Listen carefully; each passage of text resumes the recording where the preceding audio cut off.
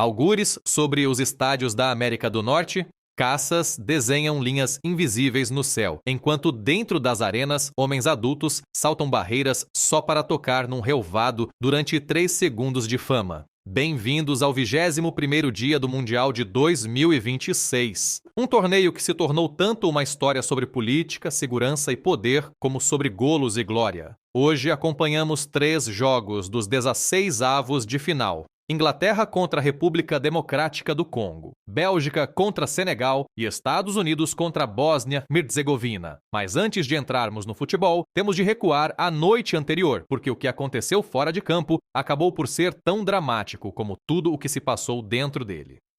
Na 20ª jornada, o México conseguiu algo que não alcançava há 4 décadas: vencer um jogo a eliminar num Mundial. Os aztecas bateram o Equador por confortáveis 2-0 e garantiram lugar nos oitavos de final. Normalmente, isso seria motivo para uma celebração total.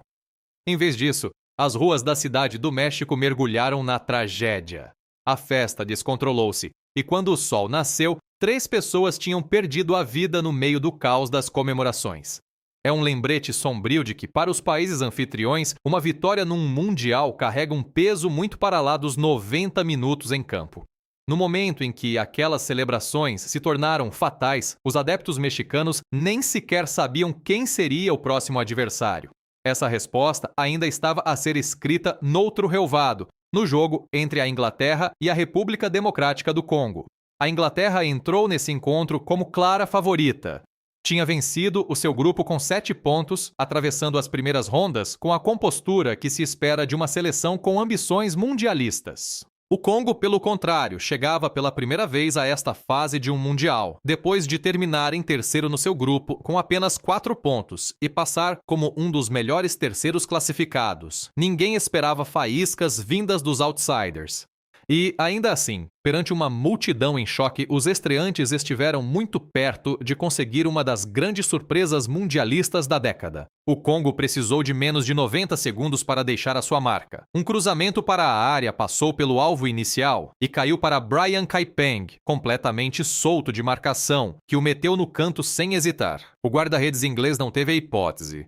O Congo ficou a vencer por 1-0 e, de repente, toda a pressão passou para os ombros do seu próprio guarda-redes, Lionel Mpasi, encarregado de segurar aquela vantagem contra um dos pesos pesados do torneio. Se conseguisse manter a baliza inviolada, o Congo seguiria em frente de forma sensacional.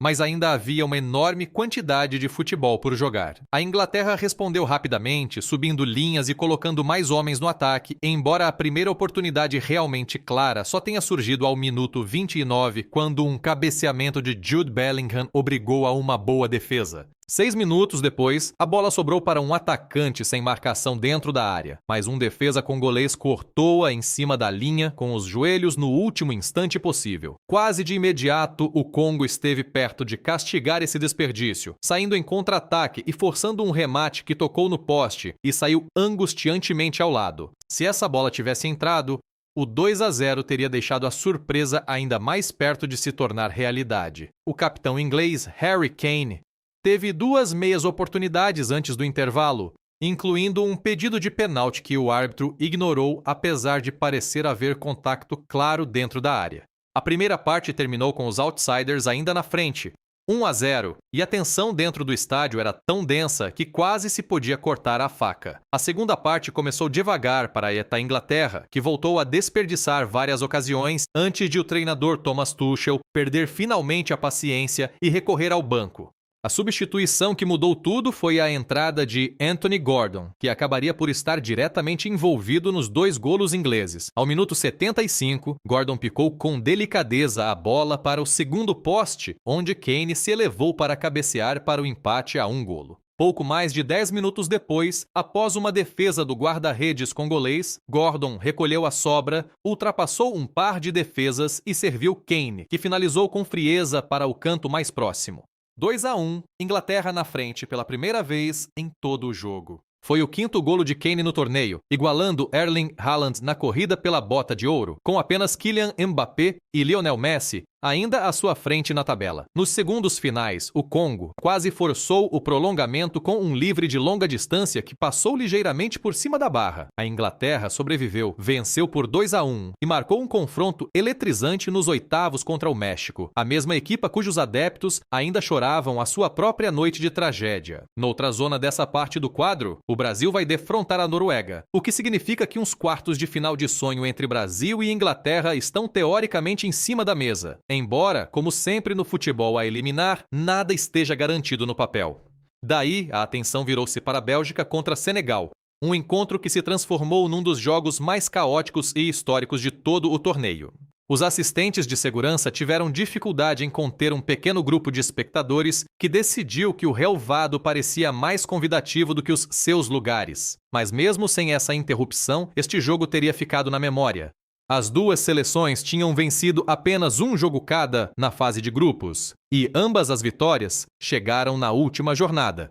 A Bélgica terminou no topo do seu grupo, enquanto o Senegal se apurou à justa em terceiro lugar. De forma notável, os dois países nunca se tinham defrontado antes, nem sequer num amigável, dando a este duelo dos 16avos um verdadeiro sentido histórico antes mesmo de a bola começar a rolar. O Senegal entrou a todo o gás. Ao minuto 13, o guarda-redes belga, Thibaut Courtois, saiu para um cruzamento que não conseguiu agarrar, e o remate resultante de Ismaïla Sarr embateu com violência no poste.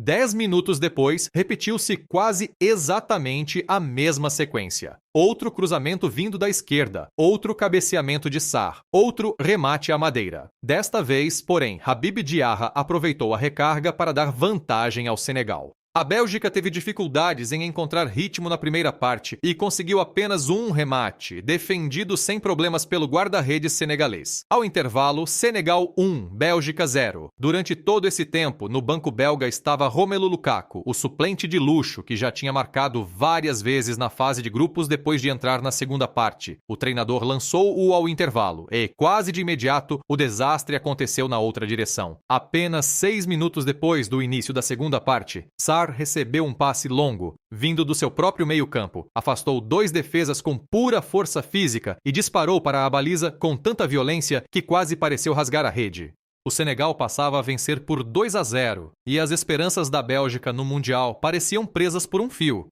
Em resposta, o selecionador Rudi Garcia fez 2 substituições enormemente arriscadas, retirando Jeremy Doku e Kevin De Bruyne. Se tivesse corrido mal, os críticos teriam destruído a decisão, e o lugar de Garcia poderia ter ficado em risco. Em vez disso, a aposta resultou, embora a Bélgica tenha tido de esperar até o minuto 86 pela recompensa, quando Lukaku finalizou de primeira um cruzamento rasteiro para fazer o 2-1.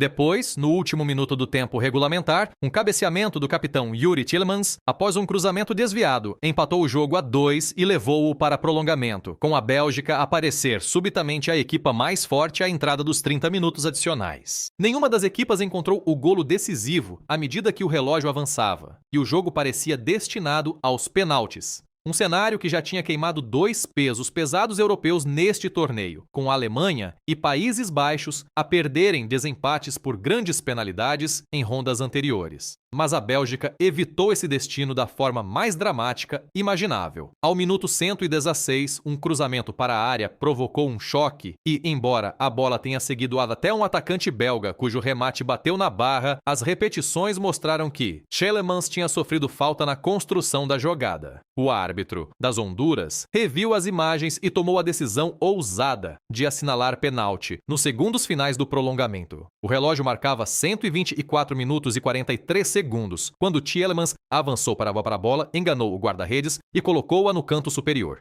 3-2, Bélgica nos oitavos de final, e o pênalti de Tielemans tornou-se imediatamente o golo mais tardio alguma vez marcado na história dos mundiais. Foi, sem exagero, um final de cortar a respiração num encontro verdadeiramente histórico. Nesse mesmo dia, um dispositivo de segurança de escala enorme pairava discretamente sobre cada jogo.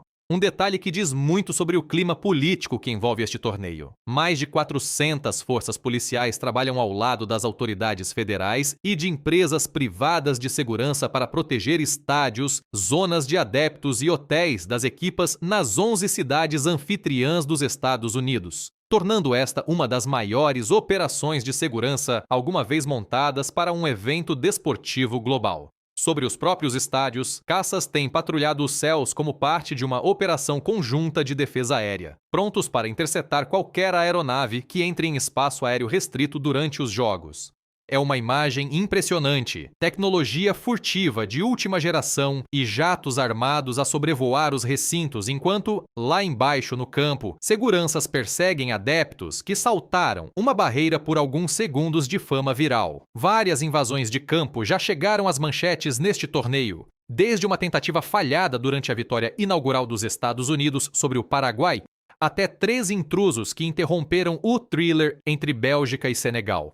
Um relato não confirmado que circula online sugeriu que uma das pessoas envolvidas numa invasão de campo poderia ser uma personalidade das redes sociais que alegadamente mostrou o bilhete no Instagram horas antes do jogo, embora essa alegação continue a ser especulação não verificada e não um facto confirmado. Os subtons políticos deste Mundial vão muito além da segurança nos estádios. Declarações financeiras divulgadas esta semana revelaram que o presidente da FIFA, Gianni Infantino, ofereceu ao presidente Trump 10 bilhetes para a final do Mundial de Clubes do ano passado, avaliados em cerca de $15 mil, somando-se a uma lista crescente de presentes registrados na declaração anual do presidente. Essa relação voltou a atrair escrutínio por parte de legisladores europeus, alguns dos quais apresentaram queixas formais questionando a proximidade entre a liderança da FIFA e a atual administração. Uma narrativa que tem pairado cada vez mais sobre o torneio mesmo enquanto este prende centenas de milhões de espectadores em todo o mundo. Resta saber se essa controvérsia afetará ou não o resto da organização da competição, mas ela sublinha o quanto os mundiais modernos estão profundamente entrelaçados com política global, dinheiro de patrocínios e ótica diplomática.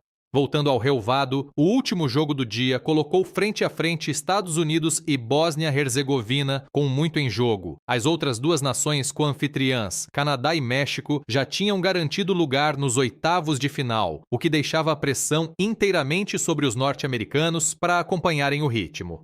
Os Estados Unidos tinham vencido o seu grupo, terminando à frente de todos, enquanto a Bósnia passou como uma das melhores terceiras classificadas. Curiosamente, as duas vitórias dos Estados Unidos neste torneio tinham seguido um guião semelhante. Uma primeira parte forte e controladora, seguida de uma segunda mais cautelosa e defensiva.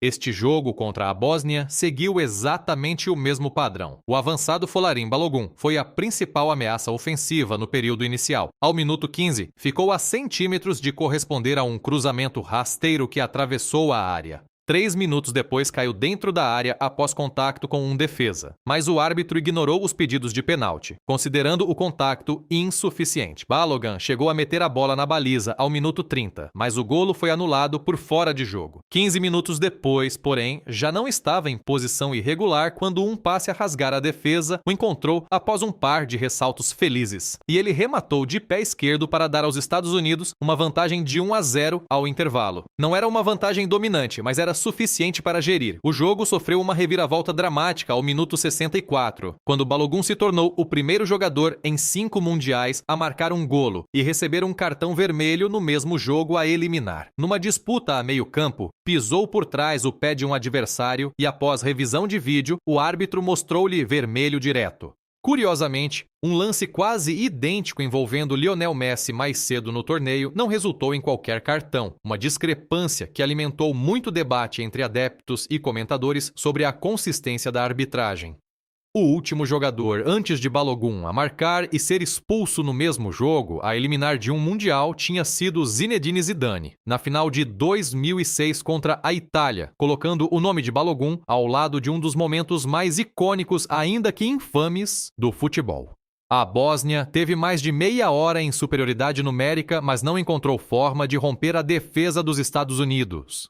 Em vez disso, foram os norte-americanos a voltar a marcar ao minuto 82, quando Malik Tillman colocou um livre direto no canto superior, com o guarda-redes ainda a tocar na bola, mas sem conseguir desviá-la. O jogo terminou 2-0 a favor dos Estados Unidos, levando todos os 3 co-anfitriões do Mundial aos oitavos de final e preparando um duelo entre os norte-americanos e a Bélgica na próxima ronda, que Balogun falhará agora por suspensão. Desde esse jogo, o torneio avançou rapidamente pelos restantes encontros dos 16avos de final e os resultados redesenharam todo o quadro à entrada da fase seguinte das eliminatórias. A Espanha desmontou a Áustria por 3-0, avançando para os oitavos sem grande resistência. Portugal sobreviveu a uma batalha tensa com a Croácia, acabando por vencer 2-1 num jogo que permaneceu empatado durante longos períodos antes de a qualidade portuguesa aparecer no final. A Suíça também seguiu em frente com conforto, derrotando a Argélia por 2-0 para completar um dia maioritariamente tranquilo para o contingente europeu, em forte contraste com o caos do clássico Bélgica-Senegal apenas 2 dias antes. Com esses resultados confirmados, o quadro dos oitavos de final está agora totalmente definido. O co-anfitrião Canadá vai enfrentar Marrocos, que sobreviveu a um dramático desempate por grandes penalidades contra os Países Baixos depois de o jogo terminar empatado a 1. O Paraguai, acabado de eliminar a Alemanha nos penaltis numa das maiores surpresas do torneio até agora, encontrará a França, que passou pela Suécia com uma vitória por 3-0 sem grandes dificuldades. O Brasil, que superou o Japão graças a um golo tardio, defrontará a Noruega, que eliminou a Costa do Marfim. O México renovará a sua recém-criada rivalidade com a Inglaterra num encontro que promete ser emocionalmente carregado, tendo em conta as circunstâncias trágicas que rodearam a sua qualificação. Espanha e Portugal, duas das seleções em melhor forma no torneio, vão encontrar-se num duelo ibérico de pesos pesados. E os Estados Unidos vão defrontar a Bélgica num reencontro de estilos, colocando a abordagem de contra-ataque da seleção anfitriã frente à recém-descoberta capacidade belga de resistir sob pressão. Ainda estão por concluir nesta mesma jornada alguns encontros restantes dos 16avos de final. A Austrália defronta o Egito, enquanto a Argentina, campeã em título, enfrenta Cabo Verde naquele que deveria ser um formalismo de rotina para a equipa de Lionel Messi, salvo alguma surpresa do tipo que já vimos neste torneio com o Congo e o Paraguai. Na manhã seguinte, a Colômbia encontrará o Gana para determinar a última equipa a avançar no quadro a eliminar. Tendo em conta que este torneio já produziu golos vitoriosos historicamente tardios, surpresas improváveis e cartões vermelhos controversos, ninguém que esteja a assistir deve assumir que alguma coisa está resolvida antes do apito final. Para lá dos próprios resultados, este Mundial continua sentado num cruzamento invulgar entre desporto e política. Analistas que acompanham o torneio notaram que a escala da segurança, das patrulhas de caças ao destacamento de centenas de forças policiais, reflete ansiedades acrescidas num clima geopolítico em que grandes encontros internacionais se tornaram cada vez mais alvo de escrutínio. Em alguns casos, de preocupações reais de segurança. Ao mesmo tempo, as perguntas sobre a relação da FIFA com a Casa Branca, alimentadas por presentes e hospitalidade declarados, acrescentaram uma camada de intriga política que raramente acompanha um torneio de futebol desta dimensão. Alguns comentadores especulam, embora isto permaneça claramente no campo da especulação e não da informação confirmada, que o escrutínio em curso poderá influenciar a forma como a FIFA lida com futuras decisões de organização ou acordos de patrocínio, sobretudo à medida que cresce a pressão de legisladores no estrangeiro. Nada disto abrandou o torneio dentro de campo, onde drama, desilusão e história continuam a desenrolar-se jogo após jogo. Há também um contexto financeiro e político mais amplo que importa compreender, porque o Mundial de 2026 se tornou uma espécie de para-raios para o debate sobre dinheiro, influência e acesso aos níveis mais altos do poder governamental. A declaração que surgiu esta semana não é a primeira vez que a relação de Infantino com o presidente em exercício chama a atenção. Repórteres têm assinalado que Infantino participou em vários eventos de alto perfil na Casa Branca durante a preparação do torneio, alimentando a narrativa de que a liderança da FIFA procurou ativamente cair nas boas graças da atual administração antes daquela que é, por muitos indicadores, o mundial comercialmente mais significativo da história da competição, dado que se disputa em 3 países e inclui pela primeira vez um formato alargado a 48 seleções. Críticos no Parlamento Europeu terão levantado questões sobre se essa proximidade ultrapassa alguma linha ética, embora a FIFA tenha defendido publicamente que todas as interações cumprem os seus próprios padrões de governação.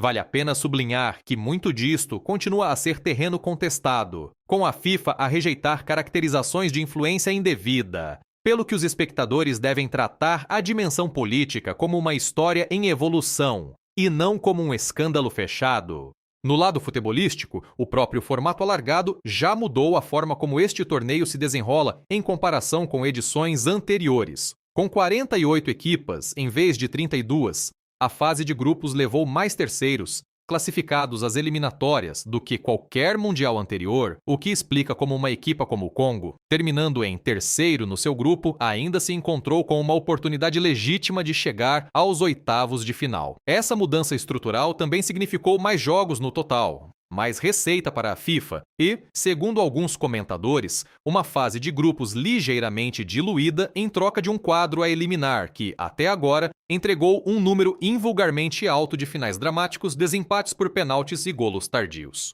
Se essa troca se provará válida aos olhos dos adeptos de longa data, é algo que provavelmente continuará a ser debatido muito depois de este torneio terminar, mas do ponto de vista do entretenimento puro, só os 16avos de final já produziram 2 dos golos mais tardios da história dos mundiais e várias eliminações nos penaltis para potências tradicionais.